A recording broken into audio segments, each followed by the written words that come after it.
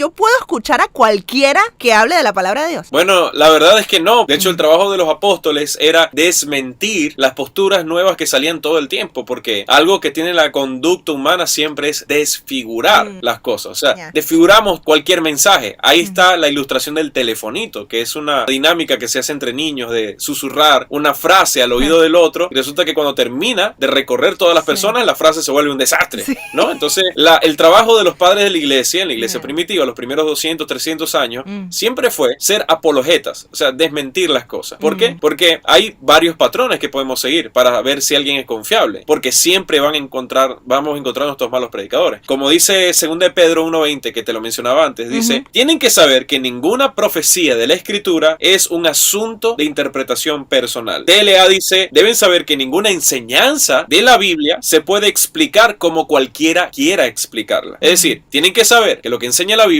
no es la opinión de una persona, sino que hay que buscar la verdadera razón por la que fue escrito y el mensaje que tiene para nosotros hoy. ¡Oh my God! Es decir, en el tiempo de Nehemías, de la restitución, de la lectura de la palabra, cosa que hay que volver a hacer, porque la gente consume contenido cristiano, pero no necesariamente estudian la palabra. Somos más especialistas en lo que dicen los influencers cristianos que lo que dice la misma palabra, y siempre tenemos que señalar a la palabra una y otra vez, porque es la disciplina del cristiano.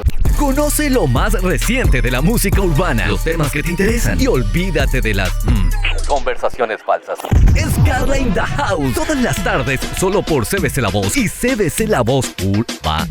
Tenemos algo en común. Ya está en la casa, mi gente, nuestro queridísimo Samuel González. Bien.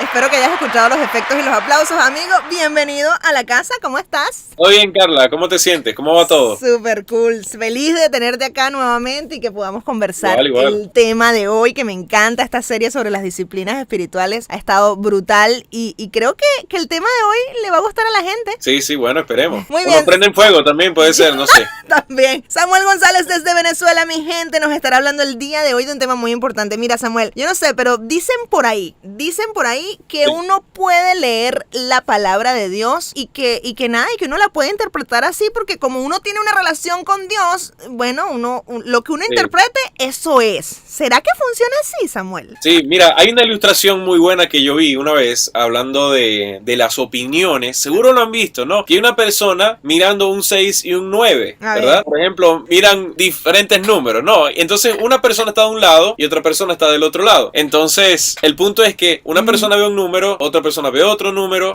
y resulta que son los mismos números. Pero es como cuando pasa con ciertas cartas, ¿no? Que tienen números o cosas que tienen símbolos, y a veces te tienen que poner una línea debajo para que tú sepas cuál es el primer número. Y así pasa muchas veces que decimos, bueno, cada quien tiene su punto de vista, y según el punto de vista, tiene también razón, porque se ve otra conclusión. Pero la verdad es que si hubiesen dos números puestos en la arena, ¿verdad?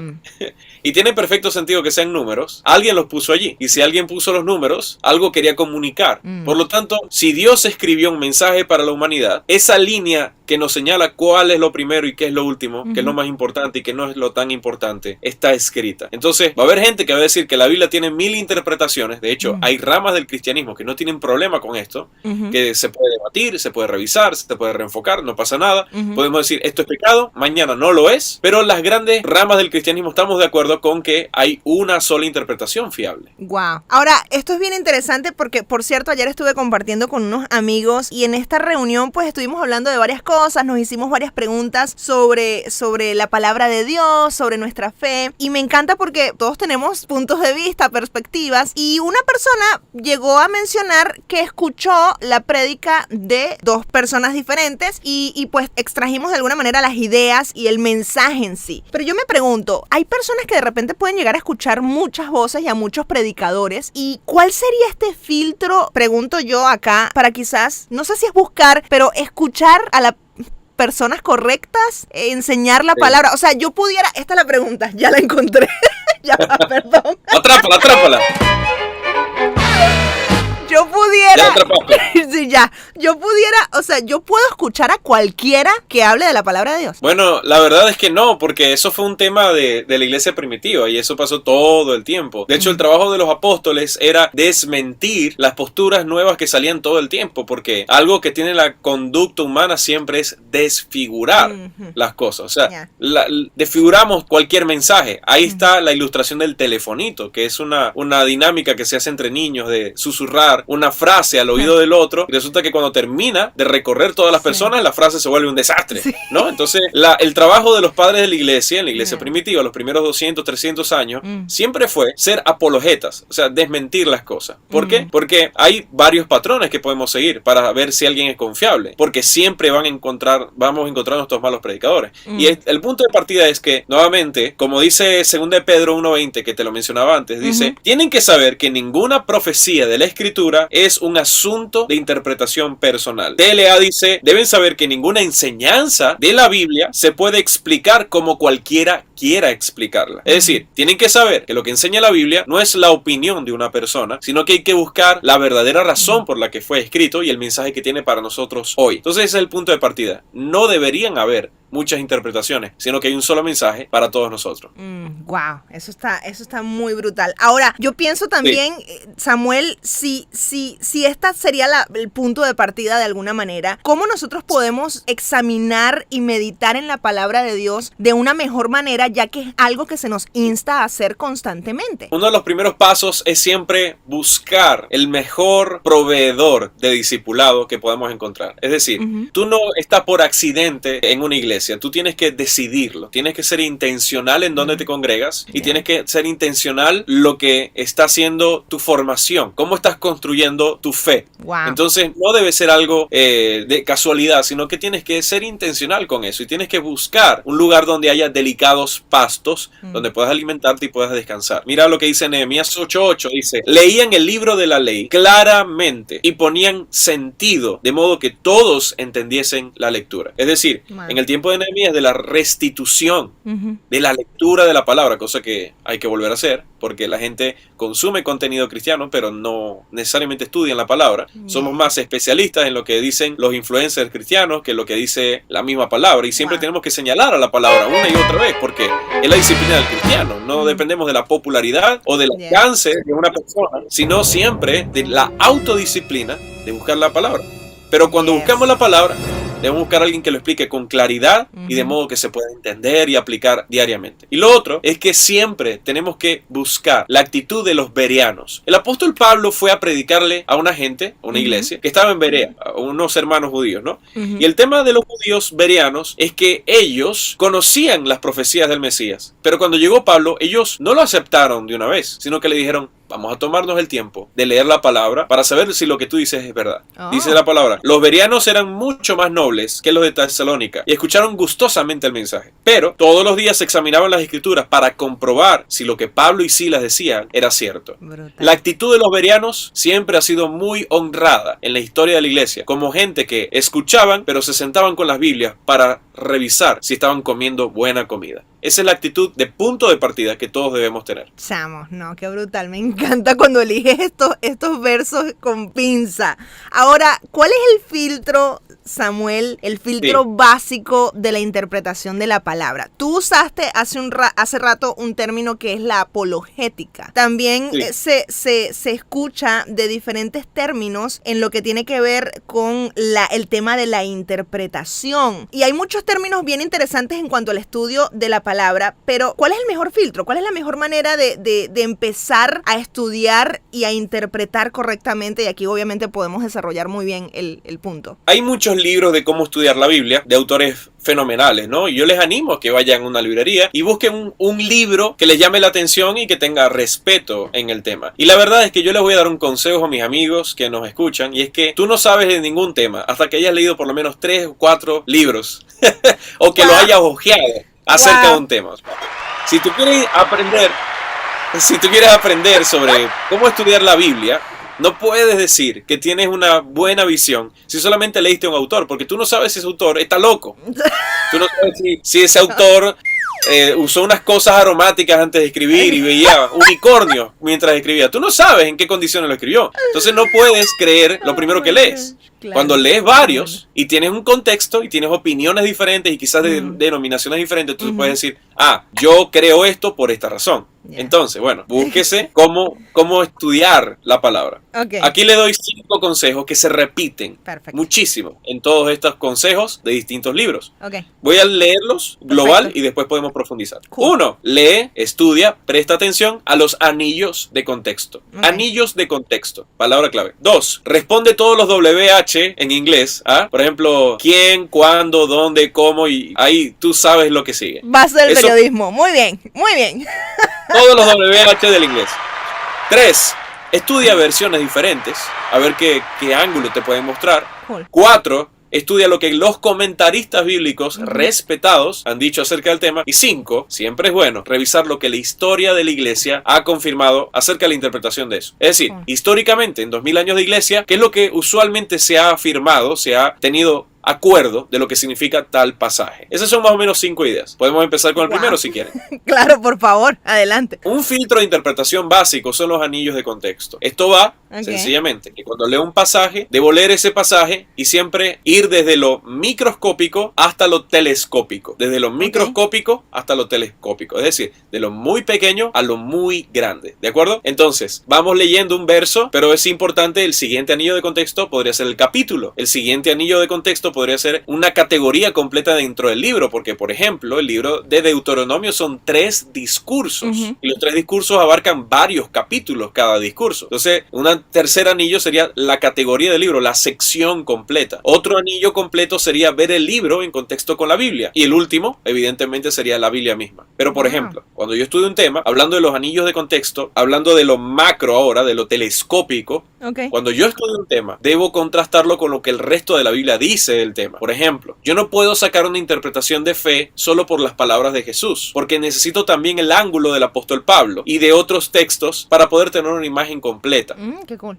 Cuando hablo de los anillos y de tomarlo todo en cuenta, es que para formar la opinión de cualquier tópico de la Biblia, debo sumar todos los puntos de vista que la Biblia me muestra intertestamentariamente, globalmente, ¿sí? Para que yo pueda decir, oye, este rasgo y aquel otro rasgo son lo que la Biblia opina de este tema. Entonces yo puedo tener una definición de amor cuando lo lea todo. ¿Cuándo se pone interesante? No solamente cuando hablamos cosas como el amor o el perdón, sino como, por ejemplo, ¿debe la iglesia juzgar o no juzgar? Si lees un solo texto, vas a decir, no, la iglesia no debe juzgar porque juzgar es malo. Si lees otro, te darás cuenta, no, sí hay que juzgar. Entonces, cualquier opinión seria de cualquier tema debe ser leída con todos los anillos de contexto. Ese sería el primer punto. Segundo, los WH. Los WH es un punto de partida, pero esto puede ser más largo. Sí. Tan largo como quieras, ¿no? Pero es hacerte preguntas inteligentes. Brutal. Y lo bueno de estas preguntas es que usualmente son las mismas, ¿sí? Pueden servirte de patrón, no tienes que andar inventando preguntas nuevas. Por ejemplo, ¿quién escribió este libro? ¿A quién le escribió el libro? ¿Dónde escribió el libro? ¿Cuándo lo escribió? ¿Con qué motivo lo escribió? ¿Con qué fin lo escribió? ¿En qué circunstancias escribía el autor? ¿Cuáles eran las circunstancias de los que recibieron la carta cuando la leyeron? Me encantan estas preguntas porque yo recuerdo que escuché una vez a Lucas Leis hablar sobre este tema y él decía algo, estaba en un live y obviamente la interacción con la gente era bien alta, y él llegó a decir, señores, la Biblia no fue escrita para nosotros. Exacto. Y todo el mundo empezó, ¿cómo que no? ¿Qué tal? Y claro, él es un estudioso del tema, pero por Dios, pero sería lindísimo que tú pudieras hacer un comentario al respecto, porque nos desubicamos, y nos desubicamos rapidito. Sí, claro, como dice nuestro querido Lucas, sí, la Biblia no fue escrita necesariamente para nosotros. Hay un debate sobre esto, ¿no? ¿Hasta qué punto? O sea, porque yo sí creo que quienes escribían la palabra, por ejemplo, el apóstol Pablo, él podía estar consciente de que el texto que escribía era inspirado por Dios, pero que él estuviera consciente de que eso se iba a leer 2000 años después, no creo. Yo no creo. Sí puede estar consciente de la inspiración, pero no de la trascendencia, porque él escribió esas cartas a los de Tesalónica y le escribió esas cartas, por ejemplo, a Timoteo, ¿no? Pero no a Carla ni a Samuel. Por lo tanto, yo debo ser muy respetuoso de que no lo voy a leer como si fuera para mí. Lo voy a leer entendiendo en qué punto histórico y en qué enfoque estaba sucediendo esa carta, ¿no? Mira, hacernos estas preguntas es tan crucial que la forma en la que yo interpreto algún libro del Nuevo Testamento puede cambiar radicalmente. Cuando yo deje de llamarle libro y lo empiece a llamar carta.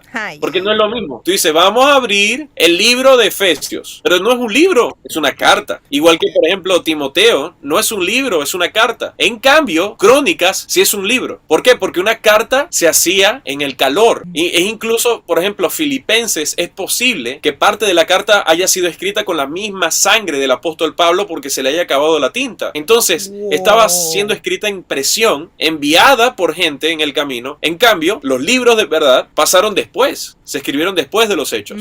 Entonces, la lectura no puede ser igual. Que cuando yo estoy leyendo segunda de Timoteo, me estoy dando cuenta que Pablo, en el momento, él está sufriendo porque está cerca de ser ejecutado. Le ruega a Timoteo que vaya donde él está y que le busque para que él pueda acompañarle en sus últimos días de vida. Y si tú estás consciente que probablemente Pablo envió esa carta y nunca le llegó a Timoteo, y que Pablo murió solo, y que Timoteo no pudo ver a su maestro partir con el Señor, te das cuenta del peso que tiene el mensaje. Si no te pones pendiente de esto, jamás va a tener peso para ti. Cualquier cosa. Un mensaje por WhatsApp. Wow, qué brutal está esto. Y me encanta porque la base de las 5W, o básicamente lo que también usamos muchísimo en periodismo, es el qué, quién, cómo, cuándo, dónde, por qué. Esta es la base de cuando tú tratas de contrastar o de contar acerca de un hecho que está ocurriendo o que tú estás haciendo testigo. Toda la profundidad, verlo en profundidad. Exactamente. Sí. Y este es el tema con la palabra de Dios, que a veces nos topamos con algunos textos en la Biblia que no los entendemos, o quizás queremos comenzar con muchísima profundidad en un libro como Números y de repente, bueno, decimos, ves que no entiendo la Biblia, no sé, no sé, ¿cómo la interpreto? Y estas digamos, herramientas o estas preguntas o estos pasos o este ABC de alguna manera te ayuda a ubicarte para poder profundizar y entender aún más. Pero ahora quisiera que habláramos del tema de las versiones, Samuel, porque esto también es un súper tabú, y es que el tema de que aquellos que se aferran a la Reina Valera, que por cierto fue traducida por Valera y por Reina, quienes por fin traen la traducción a otros idiomas, y la gente dice, no, yo me quedo con el Reina Valera del 60 y ya. Entonces, si alguien lee la traducción del lenguaje actual, está mal. ¿Qué pasa con el tema de las versiones y qué podemos aprovechar? ¿Cómo le puedes explicar esto a la gente en cuanto al tema de la interpretación? Sí, bueno, hace unos meses escuché al doctor Samuel Pagán, que ha participado en la traducción de la Biblia, específicamente en la NBI, y él está en Jerusalén mismo. Y es un escritor maravilloso y es una persona brutalmente buena gente. Y él conversaba, uno de nuestros eruditos latinos, él decía que prácticamente cualquier versión es buena. Hay gente que es un poquito más picky en el tema y dicen que no, que esta versión no, por aquella u otra razón. Y la verdad es que la gente, los eruditos, las sociedades bíblicas, cuando han hecho las traducciones,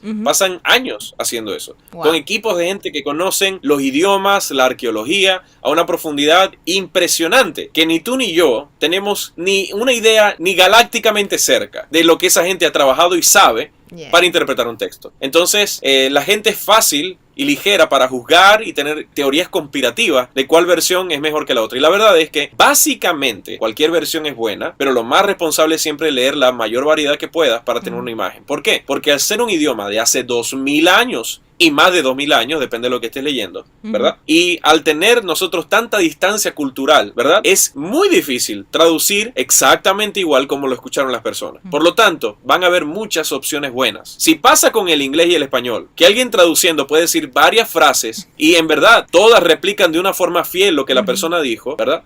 Pero puedes decirlo de varias maneras. Así pasa con las traducciones. Ahora imagínate tú con un idioma de hace 2000 años o con idiomas muertos como el arameo. Entonces, hay que tomar en cuenta que las versiones hacen el mejor esfuerzo posible para el contexto cultural en el que estamos. Entonces hay que confiar en el trabajo de los eruditos. ¿La recomendación cuál es? Lea todo lo que usted pueda y tenga una buena variedad, y esa es la forma más responsable de leerlo. Ahora, en cuanto al tema de los comentaristas, hay muchas, digamos, versiones, hay libros que se acompañan con la lectura de la Biblia. ¿Se puede confiar en cualquier comentarista o volvemos al inicio acá? Sí, bueno, cuando uno estudia un comentarista es muy bueno revisar el background del comentarista.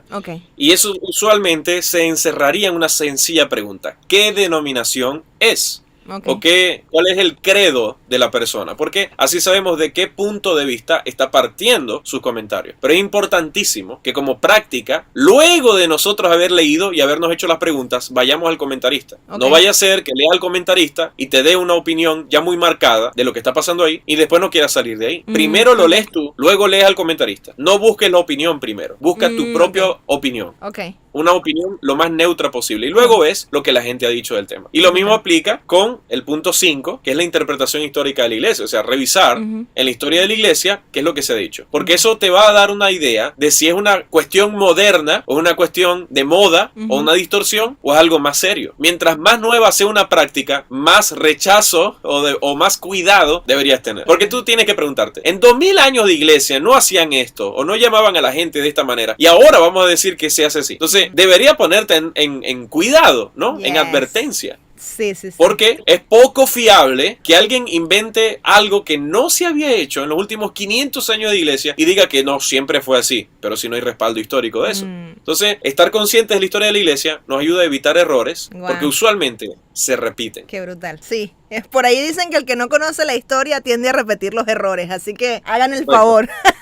Bueno, estos son los 5 filtros básicos de interpretación. Repetimos: anillos de contexto, las 5 W, dónde, quién, cómo, cuándo, dónde, por qué, ver versiones diferentes, revisar versiones diferentes para tener el cuadro, el contexto, tener el background de los comentaristas, número 4, y la interpretación histórica de la iglesia. ¿Hay algunas otras ideas que podamos redondear en 3 minutos que nos quedan, mi querido amigo Samuel? Siempre nos quedamos cortos. Estaba conversando con el grupo de ruta de crecimiento de la iglesia, el discipulado más fundamental que todos los creyentes de la iglesia en Casa Donai pasan, y estaba enseñando sobre madurez. Y yo les hablaba que la mejor hermenéutica es la de la silla. Porque era lo que tenía en la mano. O sea, yo agarré la silla y dije, la mejor hermenéutica es como esta silla. Le mostré la silla y le dije, bueno. ¿Qué es hermenéutica para el que nos está escuchando en este momento? Amigo que nos escucha, hermenéutica es la disciplina teológica de cómo estudiar, cómo interpretar la Biblia. Es decir, son las herramientas del estudio profesional de la Biblia, ¿sí? Donde podemos tener los criterios de sacar la conclusión de qué sería lo más fiable, lo más fiel a la idea original, ¿sí? Es básicamente la ciencia más precisa para interpretar el texto. ¿Sí? Es todas las herramientas. Entonces, la mejor hermenéutica es la de la silla. ¿En qué sentido? ¿Para qué sirve la silla? La respuesta es para sentarse. ¿Es tonto? Obvio, sí. Pero no tanto cuando tú dices, bueno, puedo usar la silla para pararme sobre ella. Para pararme. ¿Y puedo cambiar un bombillo? Y yo te diría, sí, puedes cambiar un bombillo. ¿Pero la silla se hizo para que alguien se ponga de pie sobre ella? No. La silla se hizo para sentarse. Entonces, aquí hay variedades. Sí, aquí hay variedades. Por ejemplo, ¿qué es lo que pasa? La gente agarra un texto donde Jesús está hablando, por ejemplo, de cuidar cómo juzgamos a otros, cómo hablamos con otros, cómo medimos a otros, qué tan duro tratamos a otros. Y Jesús dice esto: dad y se os dará, medida buena, apretada, remecida y rebosante, darán en vuestro regazo, porque con la misma medida que medís, os volverán a medir. Y nosotros usamos este texto para las ofrendas de la iglesia. ¿Y de qué hablaba Jesús? Jesús hablaba sobre cómo tratamos, con qué dureza tratamos a nuestro hermano. Entonces, dad y se os dará, está hablando sobre juzgar, pero lo enseñamos muchas veces para ofrendar. ¿Quiere decir que no se puede usar para ofrendar? No, sí se puede usar para ofrendar, no pasa nada, pero tienes que saber que los textos se usan como la silla. ¿Te puedes parar en él? Sí, pero no es lo mejor. Confía en lo que dice el texto de forma plana y clara. La silla es para sentarse. Si Jesús estaba hablando sobre el amor al prójimo, no te inventes una cosa loca que se te ocurra en la cabeza. Lo mismo aplica con Proverbios 18 cuando dice, la muerte y la vida están en poder de la lengua, y el que ama comerá de su fruto. Está hablando que hay poder de vida y muerte en la lengua, y la gente usa ese texto para defender, digamos, doctrinas de la oración. Pero ese texto no está hablando sobre una enseñanza sobre la oración, está hablando sobre cómo tratamos a nuestros hermanos y amigos y cómo podemos hundirlos o levantarlos. Entonces está usando un texto que habla sobre el poder de la lengua para defender la oración. Si quieres aprender sobre la oración, lee los textos que hablan de la oración. Y usa proverbios para el trato con tus amigos. Por eso la interpretación más saludable de la Biblia es pensar como la silla. Que te puedas parar sobre él y puedas darle una vuelta no quiere decir que sea lo mejor. Por eso respeta que la silla es para sentarse y respeta que el texto está hablando de este tema. Si quieres ir por el buen camino, léelo como está pensado para que se lea. Me No le des encanta. vuelta. Me Y hay encanta. gente que va a voltear la silla, escucha bien, y va a leer los números que están debajo y el fabricante y va a comenzar a decir, oh mira, estos códigos significan esto, aquello y lo otro. Y le van a buscar en la coma, en el punto, en el número, todos los significados y números telefónicos que se puedan ocurrir. Y la verdad es que no, amigo, la silla se hizo para sentarse. Brutal, Samuel. No para leer. No, me encanta. Mira, yo sé que hay unos patrones de diseño en la Biblia y un link súper interesante que probablemente puedas compartir a todos los que estén interesados en profundizar más sobre este tema. Así que, ¿dónde te podemos encontrar en las redes sociales para aquel que esté interesado en saber más? Bien, pueden encontrarme como Samuel Habla en Instagram. Samuel Habla en Instagram. Y ese dato que dice Carla es que les animo también a estudiar patrones de diseño en la Biblia. Te puede cambiar la Biblia, la vida, perdón. Patrones de diseño en la Biblia. Y esto es una página en YouTube fenomenal que se llama Brutal. Proyecto Biblia. Oh. Por favor, búscalo. Brutal. Proyecto Biblia en YouTube. Sí, y ahí total. buscas patrones de diseño en la Biblia. Total. Eso es otra herramienta que te puedo dar sobre los géneros, sobre los patrones. Oye, estúdialo ahí. Son fenomenales. No hay excusas, ahora es donde sobra contenido para poderlo hacer. Gracias, amigo, por Sí. estar en la casa y gracias por un episodio más brutal. Juego.